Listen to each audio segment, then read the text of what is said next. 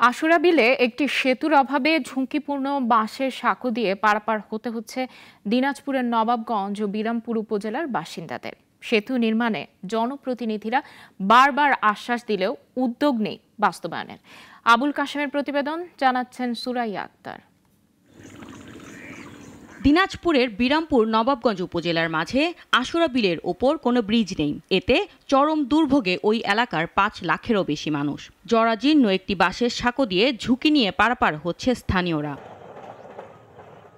School কলেজের শিক্ষার্থী, রোগী সহ নানা কাজে এলাকাবাসী অনেক কষ্টে এই সাঁকো দিয়ে যাতায়াত করছে। কর্তৃপক্ষের কাছে একাধিকবার আশুরা বিলের ওপর সেতুর দাবি জানালেও এখনো ব্যবস্থা নেওয়া হয়নি। মিলেছে শুধুই আশ্বাস। তাই অবিলম্বে ব্রিজ নির্মাণের দাবি এলাকাবাসীর। ৭৭ বছর ধরে এই ব্রিজের উপর দিয়ে যাচ্ছে, ৭৭ বছর এখনো তাই ব্রিজটা করছে না। আমার সিভিল সে যাওয়া আসার আমাদের খুব সমস্যা হয়।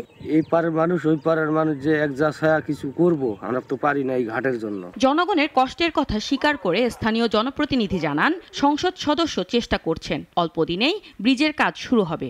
আশা করা যায় অল্প কিছুদিনের মধ্যেই এই ব্রিজটা এমপি মহোদয়ের হাত ধরে হয়তো আমরা উদ্বোধন করতে পারব। শুধু আশ্বাস নয়, জনগণের কষ্ট লাঘবে ব্যবস্থা নেয়ার দাবি এলাকাবাসীর। সুরাইয়া আক্তার, নাগরিক। ওয়ালটন এয়ার কন্ডিশনার এক্সচেঞ্জ অফারে স্প্লিট এসিতে 23,000 টাকা পর্যন্ত নিশ্চিত ছাড়।